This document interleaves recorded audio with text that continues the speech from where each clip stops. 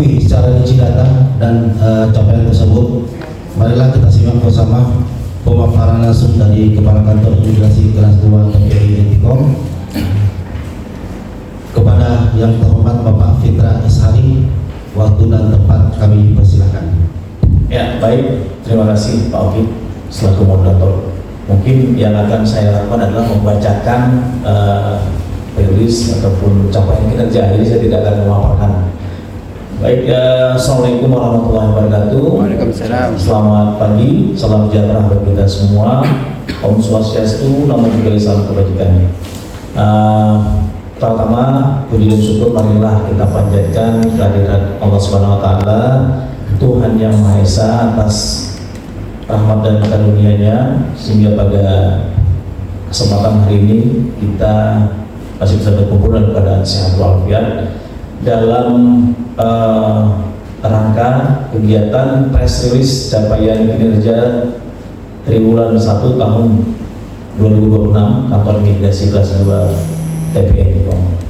Saya ucapkan terima kasih kepada rekan-rekan media yang sudah hadir, ya. Terima kasih sudah meluangkan waktu untuk kami. Pada kesempatan yang baik ini, kami dari Kantor Imigrasi Kelas 2 TPI Etikom menyampaikan apresiasi dan terima kasih kepada rekan-rekan media yang selama ini telah menjadi mitra menjadi mitra strategis kami dalam menyampaikan informasi kepada masyarakat, karena kami tahu bahwa peran media sangat penting dalam membangun transparansi, meningkatkan kepercayaan publik, serta menyebarluaskan capaian dan kinerja institusi pemerintah khususnya di bidang keimigrasian. Sepanjang triwulan 1 tahun 2026 ini, Kantor Imigrasi Kelas 2 TPI Etikom telah melaksanakan berbagai tugas dan fungsi keimigrasian, baik dalam pelayanan penegakan hukum maupun pengawasan terhadap lalu lintas orang di wilayah perbatasan. Kami terus berupaya meningkatkan kualitas pelayanan kepada masyarakat dengan mengedepankan prinsip profesional, akuntabel, serta berorientasi pada kepuasan publik.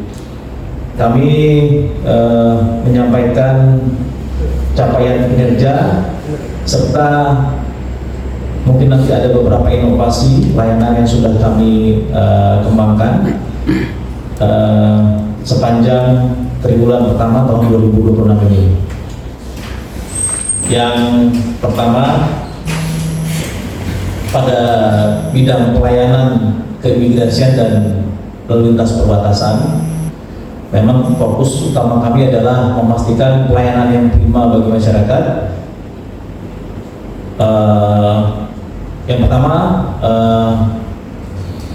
jumlah penerbitan paspor yang sudah kami terbitkan ada sebanyak 1.517 paspor elektronik. Kemudian pada lalu lintas orang di PLBN Etikom untuk keberangkatan, ya, total ada sebanyak 101.049 orang yang terdiri dari 89.980 WNI dan 11.069 WNA. Kemudian pada kedatangan ada total sebanyak 115.600 orang dengan rincian 104.454 WNI dan 11.146 WNA. Nah, ini adalah perlintasan sepanjang Januari sampai dengan bulan Maret, ya, selama triwulan pertama ini. Kemudian kami juga telah berhasil melakukan penundaan keberangkatan bagi warga negara Indonesia yang diduga, ya, yang kami duga sebagai TKI non prosedural, ya, ada sebanyak 44 orang. Selanjutnya kami juga menangani pemulangan deportasi dari Malaysia. Warga negara kita yang dipulangkan dari Malaysia itu ada sebanyak 1.774 orang, ya. Kemudian selanjutnya pada bidang penegakan hukum dan pengawasan, tindakan administrasi keimigrasian ataupun TAK ada sebanyak 7 tindakan yang telah dilakukan. tadi dari pencekalan sebanyak 2, kemudian keharusan untuk bertempat tinggal di ini pendetensian ya Pak ya, pendetensian ada sebanyak 1 orang, kemudian deportasi ada 2, serta agakum ada 2. Kemudian untuk operasi pengawasan orang asing, kami telah melaksanakan total 13 operasi yang terdiri dari 8 operasi mandiri, 3 operasi intelijen dan 2 operasi gabungan. Kemudian untuk meningkatkan pengawasan juga kami melakukan koordinasi, ini koordinasi antar instansi ya, telah dilaksanakan 1 kali rapat tim pengawasan orang asing atau rapat tim PORA, yang tujuannya tadi untuk memperkuat sinergitas antar instansi. Selanjutnya ada sebanyak 190 pemeriksaan terhadap permohonan paspor hilang, paspor rusak maupun perubahan data. Ya, jadi juga masuk dalam pelayanan. Selanjutnya dari sisi anggaran, dari sisi internal, realisasi anggaran belanja pada triwulan 1 ini mencapai 2.791.786.228 rupiah, yang seharusnya target kami adalah 2,8. Jadi realisasi 2,7, targetnya 2,8. Ini juga menunjukkan bahwa penyerapan yang sehat pada pos belanja pegawai dan belanja barang untuk mendukung operasional kantor. Ya, kemudian yang terakhir ya, inovasi layanan unggulan. Kami memiliki 3 inovasi layanan. Yang pertama ada kami bernama Joki, yaitu singkatan dari Pojok Konsultasi Migrasi. Jadi ini adalah inovasi yang kami buat untuk memudahkan masyarakat yang hanya ingin melakukan konseling atau hanya konsultasi, jadi tidak mengganggu pelayanan permohonan pendaftaran. Jadi kami bedakan ya, sehingga durasi dalam pemeriksaan nanti bisa lebih cepat ya. Kemudian inovasi yang kedua ada SPRI Mobile, ini merupakan layanan jemput bola, di mana layanan jemput bola ini juga kami berikan untuk masyarakat yang mungkin tidak bisa hadir ke kantor migrasi, mungkin karena sakit ataupun ada kondisi tertentu, sehingga untuk mereka yang termasuk dalam kalangan ini, kami yang akan hadir ke rumah mereka, ke tempat mereka ya, baik itu di rumah sakit ataupun di rumah kediaman mereka. Kemudian yang ketiga ada inovasi Talam Selam ya. Ini singkatan dari tak lama sehari kelar. Jadi ini khusus untuk yang tadi saya sampaikan, permohonan paspor BAP karena hilang, rusak ataupun ada perubahan data. Nah, ini bisa dilakukan dalam sehari ya. Jadi itu adalah 3 inovasi yang sudah kami laksanakan. Ini juga kaitannya dengan WBK, zona integritas ya. Jadi memang ada inovasi-inovasi yang harus kami laksanakan. Sebagai penutup bahwa capaian ini adalah kerja keras seluruh tim di kantor migrasi kelas 2 TPI Etikom demi memberikan pelayanan yang semakin gesit dan tanggap. Kami berkomitmen untuk terus berinovasi dan menjaga kedaulatan negara di garda terdepan perbatasan. Kami mengucapkan terima kasih atas perhatian, dukungan, dan kerjasama semua pihak. Terakhir itu mungkin saya kira dengan billahi taufiq wal hidayah. Wassalamualaikum warahmatullahi wabarakatuh. Waalaikumsalam. Saya kembalikan kepada Bapak Ketua. Baik, terima kasih kami ucapkan kepada Bapak Faisal Sari yang atas pemaparan kinerja yang sangat jelas dan terukur. Rekan-rekan media sekalian, baru saja kita dengarkan bersama bagaimana dinamika pengawasan perbatasan serta langkah progresif melalui inovasi seperti layanan jemput bola, SPRI Mobile, kemudian tadi ada kemudahan konsultasi melalui Joki, Talam Selam, dan juga percepatan layanan Talam Selam. Guna memperdalam informasi yang telah disampaikan, kami membuka sesi diskusi dan dan tanya jawab. Selanjutnya kami Kalau pakai diskusi kali. Ada penanya. Ya, selanjutnya kami memberikan kesempatan kepada rekan-rekan media yang ingin mengajukan pertanyaan, memberikan tanggapan terkait data yang telah disampaikannya. Sebelumnya mohon untuk mengangkat tangan, menyebutkan nama dan asal media sebelum mengajukan pertanyaan. Kami buka untuk sesi pertama bagi tiga pertanyaan kepada rekan-rekan kami persilakan. Terima kasih. Ada Pak?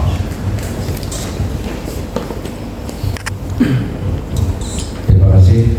Assalamualaikum warahmatullahi wabarakatuh. Perkenalkan, nama saya Pak Abang Samsunen dari media Tribrata. Ada pertanyaan yang saya sampaikan, bagaimana strategi Bapak sebagai kepala kantor imigrasi Tekong yang baru bertugas di sini dalam menghadapi situasi dan kondisi di Kalimantan Barat, khususnya di wilayah kantor imigrasi Tekong. Terima kasih. Assalamualaikum warahmatullahi wabarakatuh. Selamat pagi. Pertama-tama mengucapkan terima kasih kepada Bapak Pak Kadin dan jajarannya karena telah memberikan ruang kepada kami untuk bertanya. Izin, nama saya Pak Saiful dari media 86online.com Pak.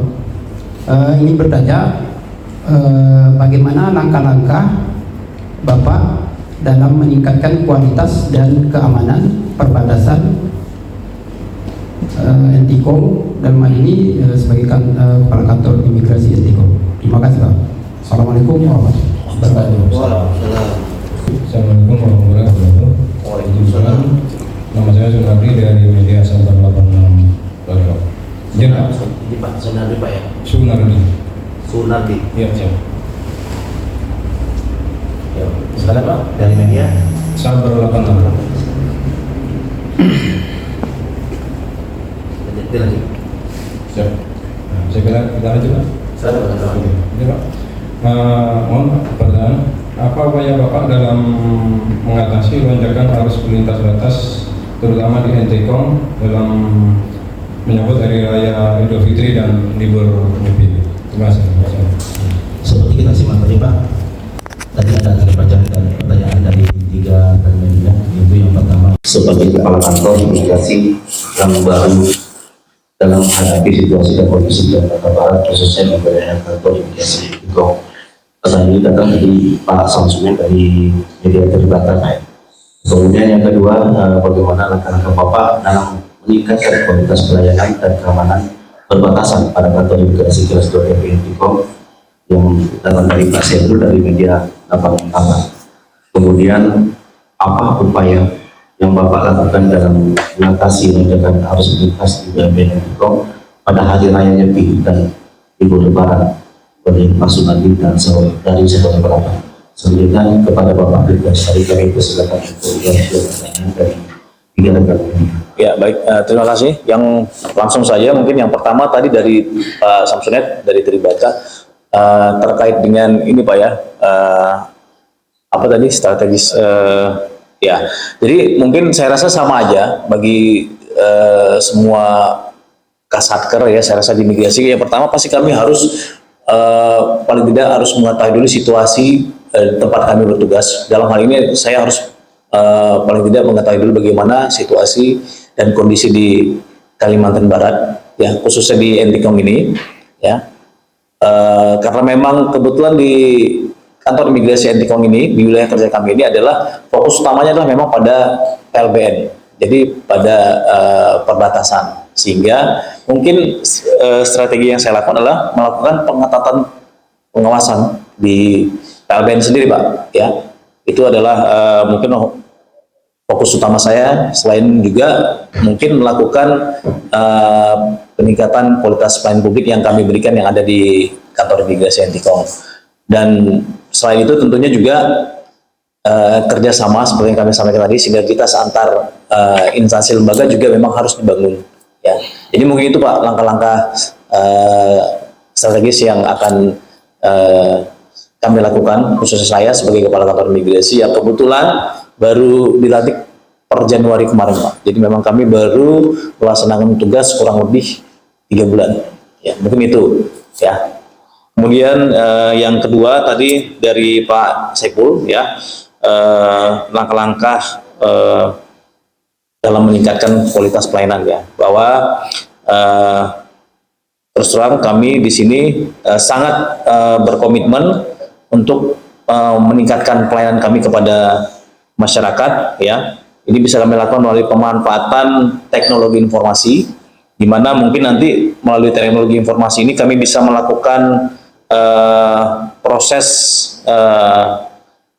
keimigrasian pelayanan kami berikan itu bisa menjadi lebih cepat, lebih tepat, akuntabel, dan juga pastinya harus lebih efisien Pak. Jadi mungkin itu juga Pak yang bisa kami sampaikan. Kemudian yang ketiga tadi terkait dengan arus ini Pak ya,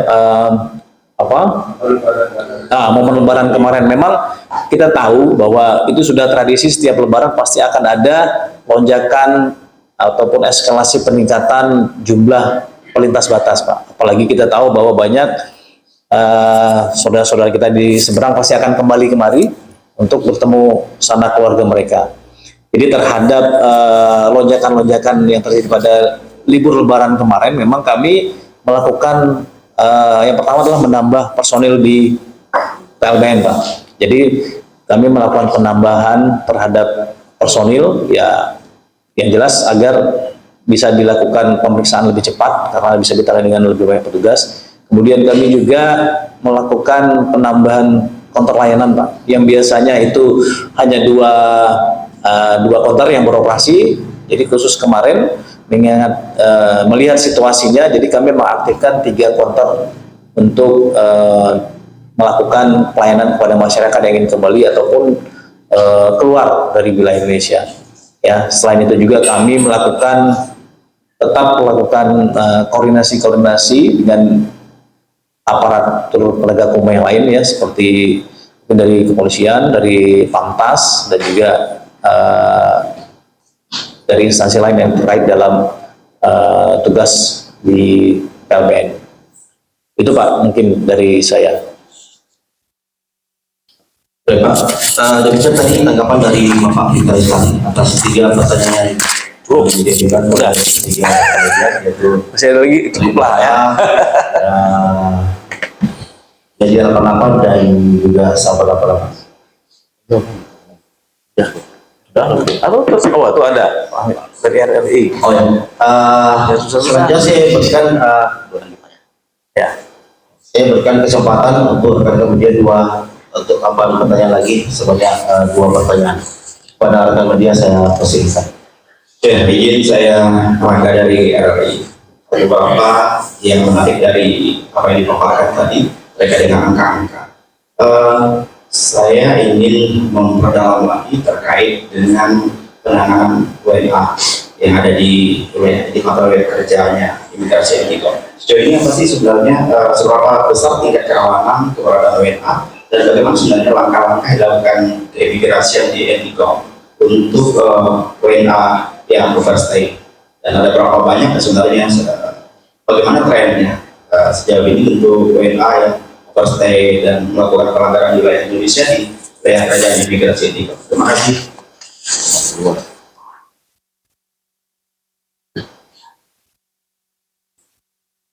Oh ini langsung lagi Terima kasih kepada baik, mungkin langsung aja saya jawab ya dari Pak Rangga tadi. Jadi kalau berdasarkan data kami seperti yang saya bacakan tadi, sudah ada sebanyak 2 pelanggaran yang kami temukan dari periode Januari sampai dengan Maret ini. Yang pertama ada seorang warga negara Malaysia ya.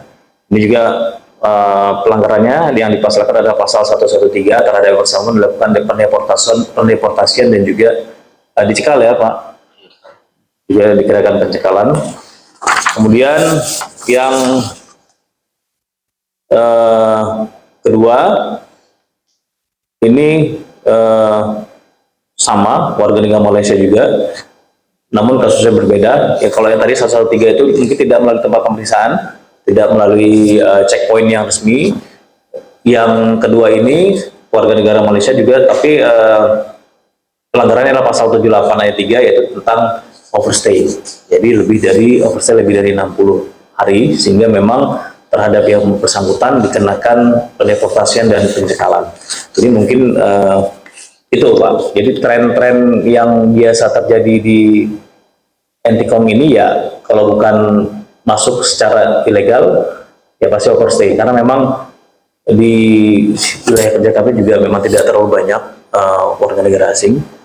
Cuman memang yang harus diantisipasi adalah mungkin perkawinan yang perkawinan campur yang tidak terdaftar nih. Jadi apa istilahnya, kita kawin siri kayak gitu ya, kawin di bawah tangan. Nah ini kan tidak terdata oleh Pemda ataupun KUA, sehingga pastinya ketika dia tinggal di sini, karena ini adalah keluarganya, baik itu istri ataupun suami, biasanya tinggalnya itu yang suka menjadi permasalahan, atau izin tinggalnya ini yang suka overstay. Jadi mungkin itu lebih banyak kepada pelanggaran-pelanggaran yang sifatnya adalah overstay.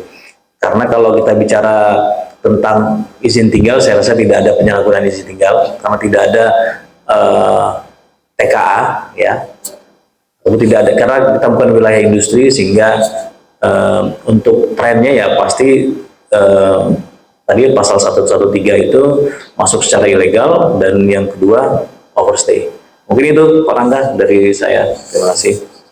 Terima kasih.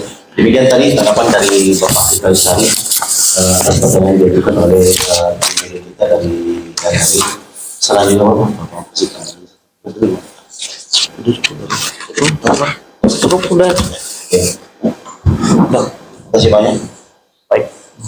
Hadirin dan rekan-rekan media yang kami hormati, selanjutnya sesi diskusi tadi menandai penghujung rangkaian acara press release pada hari ini. Dari pemaparan hari ini dapat kita simpulkan bahwa komitmen kantor imigrasi kelas 2 TPN Antikom tidak hanya berhenti pada penegakan hukum dan efisiensi birokrasi demi menunjukkan pelayanan yang bersih dan lengkap.